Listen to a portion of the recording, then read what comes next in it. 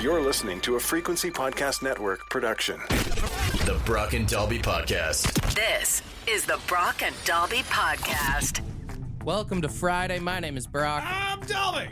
When you hear the words upper decker, what's the first thing that comes to mind? I want to pretend I'm classy and say like a home run or something, but the first thing that came to mind was pooping in the tank in the toilet. Okay, yeah. Thank you. You know that the whole generation of kids that don't think of that? Really? They think of Zins. They think of putting lip pillows in the top of their gums. Oh, those little tobacco pouches? Upper deckies. Is that what it's called when you put tobacco in your top lip instead of the bottom? I've started seeing videos of people online talk about this, and then even I was talking with my buddy, and he's like, yeah, all his kids call them upper deckers when you put the lip pillow up there. Buddy, if I came downstairs and heard any of my kids talking about putting an upper decker in their mouth, I'd be calling a therapist. Yeah. What the hell are we doing There's here? videos I see online, they're like, upper deckies with the boys. And I'm like, yo, when I was in high school, that had a whole different meaning. Yeah, if you want to do upper deckers with the boys, you had to go to a bathroom that had multiple stalls. You were ruining a party if you did something like that. What? I get that language changes over time, but like that already had a definition. Multiple definitions. It was already being used. Why would you choose that? Yeah. Now it's just a trend, man. Upper decker used to get your ass kicked. Now it gives you a head rush. What's next? When you put it in the bottom lip, we call it a gummer? This is the Brock and Dalby Podcast. We were talking about the whole upper decker conversation. Do you think of nicotine pouches? Or do you think of something bathroom related? I think that's really where you can tell how old somebody is without asking to see their ID. It's just, what do you think an upper decker is? And if they think it goes in your mouth, they're a little young. I'm not going to lie. I'm quite impressed. It looks like the Zin community has a lot of terminology for Zins, or nicknames rather. Oh, really? I found a whole thread here online. We've got Zinabago, Frank Sinatra, Zin Diesel, Zinny the Pooh, Tucker Carlson. Zinny the Pooh feels diabolical considering it's a beloved children's character. Brother, I'm on a thread right now with over like 1,000 comments here. Dirk Nowitzki, Leonard Zinnard, Jesus. Zin Jong-un. Going with a North Korean dictator is a really weird way to be like, I'm going to go outside and have a nicotine pouch. You like that one? Osama Zin Laden's on there. Caitlyn Zinner. Lewis Zin Clark. See, like, this is the thing, man. When I was growing up, if you wanted to ask someone for a cigarette, you'd say like, hey, can I bum a dart off of you? Or can I get a coffin nail? Can I get a heater? Yeah. Can I get a cancer stick? Like, all of our nicknames for cigarettes from when I was this age were like about how bad cigarettes are. Yeah. This is the problem, is Zins are too fun for people. So many cool names. Indiana Jones and the Raiders of the Lost Buzz. The Zindenberg? Oh, no. Johnny Zinn? I'm honestly not sure which of those two is more inappropriate. I mean, what's worse, a Johnny Zinn or, hey, can I bum a butt off you? Here we were calling it butts the whole time. We could have called it like a Ziggamolpulfi or something, you know?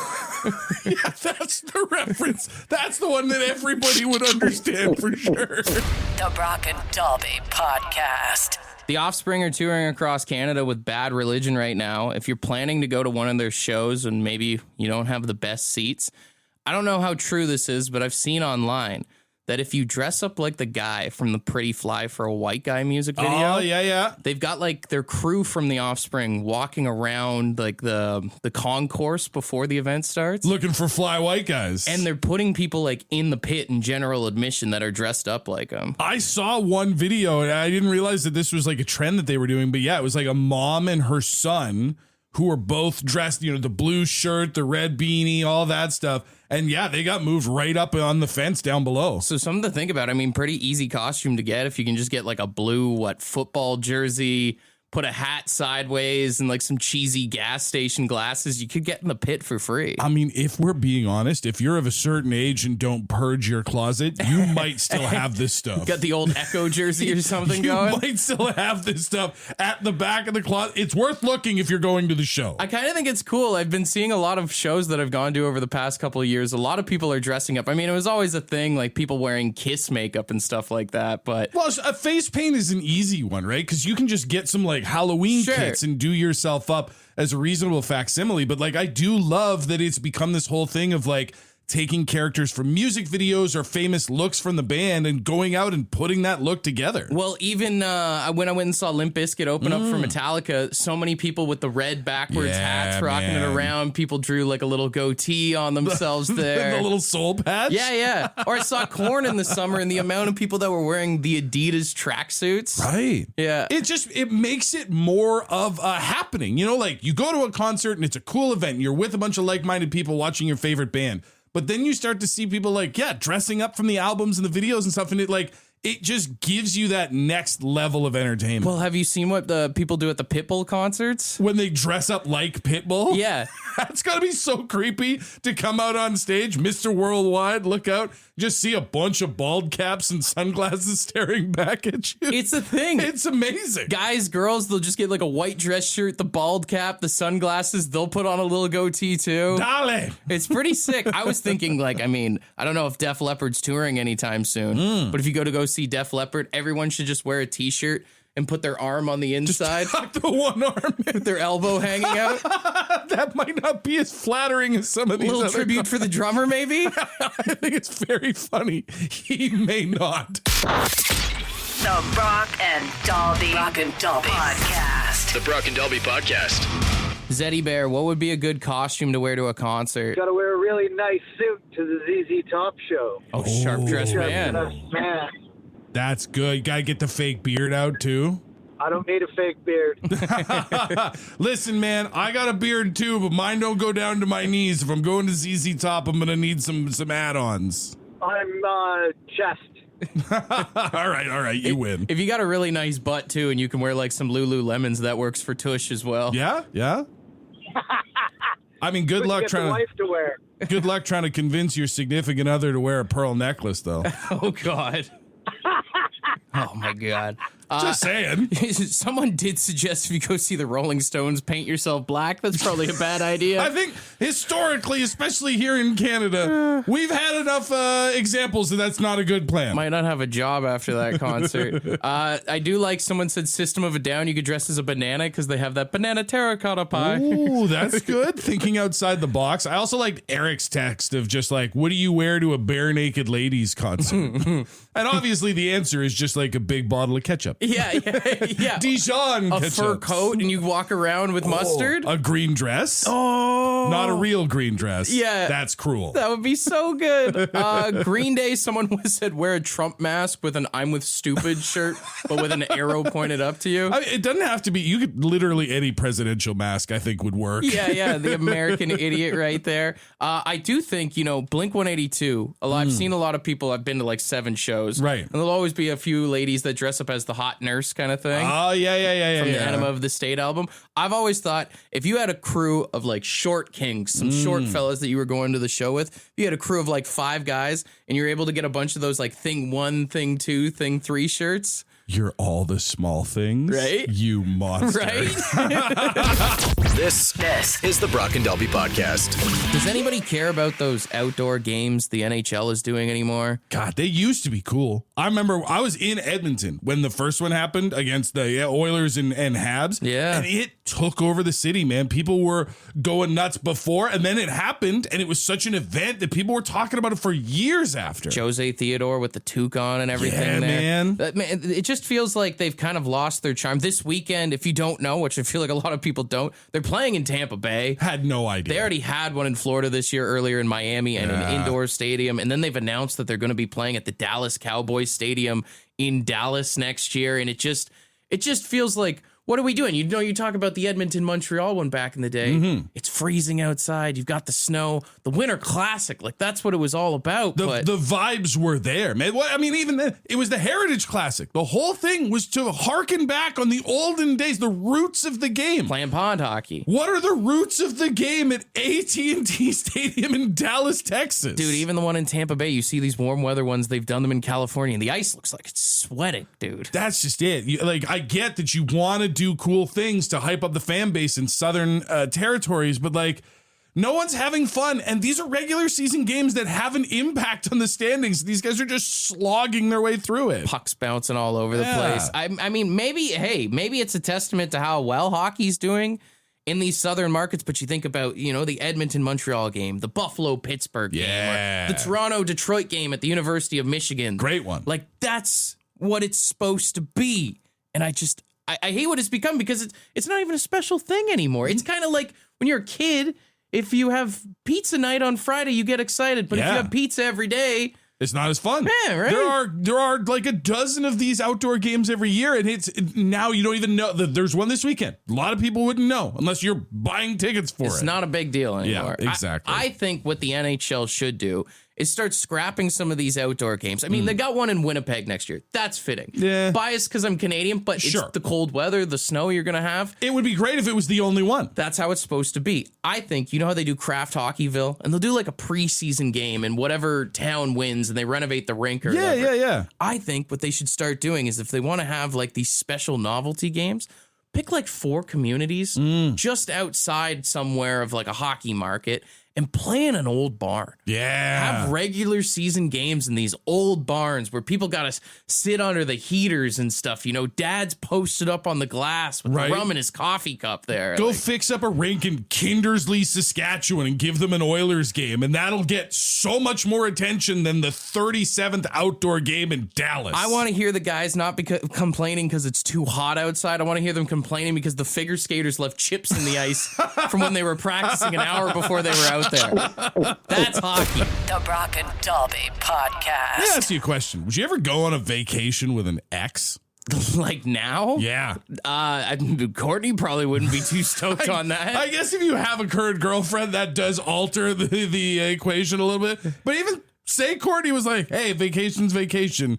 Would you go on a date? Or sorry, not a date. Not a date. A vacation with one of your exes? Probably not. I mean, the only circumstances I could see it happening is if we had booked a vacation and then broke up, right? And you even get a then, refund or something. Even then, you're trying your hardest to get your money back. I just saw a study yesterday that said 51% of people surveyed said that they would still take a holiday with their ex, and 25% of those people said that they would do it even if the breakup was bad. Like talking about like getting cheated on or like big fights and stuff. I mean, maybe if you had kids together and it was just like a family vacation and it's like, hey, like mom's going to come with us to Florida or whatever. Yeah, no, I think that's why visitation rates exist. I think you don't have to go on the vacation together. Yeah, it just sounds like a bad idea. I mean, I don't know, maybe you're desperate and hoping things reconnect, I guess. Maybe. I'm just thinking like from the perspective of going on a vacation is supposed to be like getting away from it all, right? Like you're going to somewhere with either better weather or more things to do or cool sights to see. You're going to relax, to unwind, to recharge. Yeah. I could not do that if I was sitting next to my ex-girlfriend. Yeah. Even on the flight out there, you would just be like, what are we doing here? Why are we doing this? You start fighting on the plane. Sharing a room and everything. That's, and then, what are the accommodations like? You would need separate rooms. Got to be maybe the worst person to go on a vacation with. Yeah, I'd say that. I mean, I know a lot of people would probably say their in-laws, depending on the relationship you have there. That's true. But also like a friend who just got dumped in general is kind of a bummer to go on vacation with. Someone who's going through it. Yeah. Someone's in the dark times. Because they might just either be bummed out or they might be trying too hard to get out there, become a total mess. And the thing is, like, it sucks because, like, in that situation, you want to be there for your friend. You want to do what you can to help them, but, like, not at the cost of my own vacation. None of us have enough vacation days or money to throw away a week trip to try and make somebody else feel better. For sure. But, I mean, thinking about it now, I think the worst person to go on vacation with would be a drug smuggler. Like you get to the airport and you find out that your buddy's packing a bunch in his luggage out of nowhere. Yeah. He gets wanded, and all of a sudden, everybody, like all the security guards, start talking real quiet to one another, and you go, "Oh no!" Yeah, you see those cute little dogs at the Mexican airport running up to you guys. Kind of throws a wrench in the whole vacation, doesn't it? Get real difficult to try to be like, "I don't know that person. We did not come here together. I swear to God." Yeah. This is the Brock and Dalby Podcast. We're talking about how weird it would be to go on a vacation with your ex. Ashley, who do you think would be the worst person to go on vacation with? I would say your friend and their spouse that you can't stand. Like, it's so awesome to be on vacation, awesome to be there with your friend, but you can't stand Craig. Yeah. Yeah, exactly. It's just like, man, we're all having such a good time, but like, this is kind of, you it's know the what drip. I mean? That's what that's called, right? Exactly what it is. Yeah. Like, man, I feel like that would just put a bummer on most Yo, shout out to all the guys and gals who haven't said anything to their friends yet. They're holding it back. Yeah, you're like, this person sucks so bad. That I'm one of those people. That's how this came up. Ashley, now's the time. Tell your friend live on the radio that their spouse sucks. I'm not dropping any names, but if they hear it, they'll probably know. Yeah, you even see some of your friends get married sometime, and you're like, damn, now we're locked in? Yeah. Yeah, like, should I be that person that stands up and, attests the marriage? I don't know. Speak now or forever hold your peace, and you're over there fighting demons. Yeah, I feel like a bad partner is kind of like being stinky, You don't know until someone tells you. Right. Oh, my God. Yeah, you know what, Brock? That's a bad partner is B.O. You're absolutely right. The Brock and Dalby Podcast. The Brock and Dalby Podcast. We were talking about who would be the worst person to go on vacation with, and we got this call. You mentioned in-laws on vacation. Well, I guess they're my ex-in-laws now, but I went on a vacation and my in-laws at the time were there. How'd that go? They're fantastic. They're fantastic people.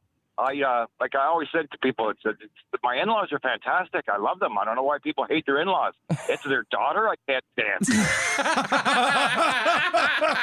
You know what's weird is there are people that are still friends with their in-laws. Yeah, there are people that will hang on to in-laws and other relatives like that well after they've stopped talking to their ex. It would make me so mad if my mom was like, "Oh, I'm going to Mexico with so-and-so." It's like, why? Don't do that, you traitor. Are you kidding? How insulting that would be to the person that you're dating too. A lot of text for boss being the worst person to go on vacation with. Of course, serial killer, murderer being in there as well.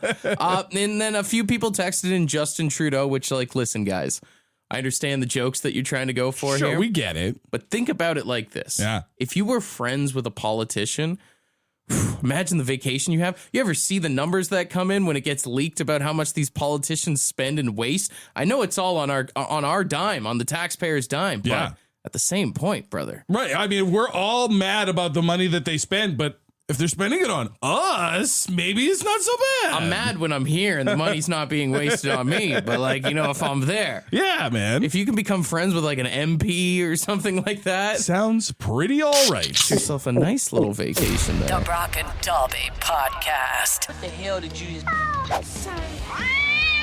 What the... is that song? What did he... All right, we've got $100 in Lotto 649 tickets for Saturday's jackpot on the line. And, we're not going to do a guitar meow today. Rather, we would have you use your meow pipe. We had this suggested to us, and we figured it's a great way to end the week. It's such a staple in the lore of our show is making fun of this insane bagpipe outro from the AC/DC song Long Way to the Top. So we want to hear your best renditions of that solo in what the meow fashion. All right, we've got some voice memos here lined up. We'll start with this one. Meow, meow. Somebody feed that cat. It sounds hungry. It's not having a great time. We've got this one here. Hey, it's Rebecca, and these are my meow pipes.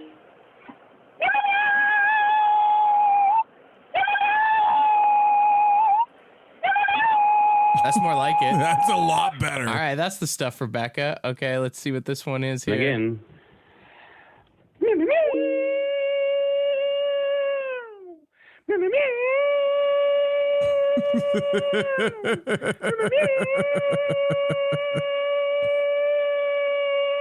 Oh, you really held that one. Yeah. He's got the lung power on that one. Remember 762-555. Let us know who you like here this morning. Okay, we'll do two more.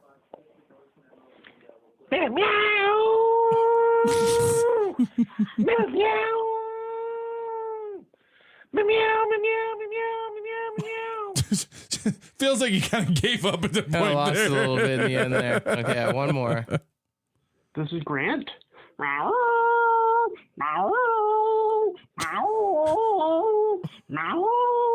Werewolves of London. Yeah. You know what? If we were doing Warren Zevon, that would have been the perfect one He right would there. have crushed it. He would have won for sure. 762-555. What are we thinking here? I'm liking Rebecca the most. Rebecca, I think, was my favorite too. If I had to vote, again, a lot of people tried. Not a lot of people nailed it, I will say. All right, we'll give it to Rebecca. Hey, it's Rebecca, and these are my meow pipes.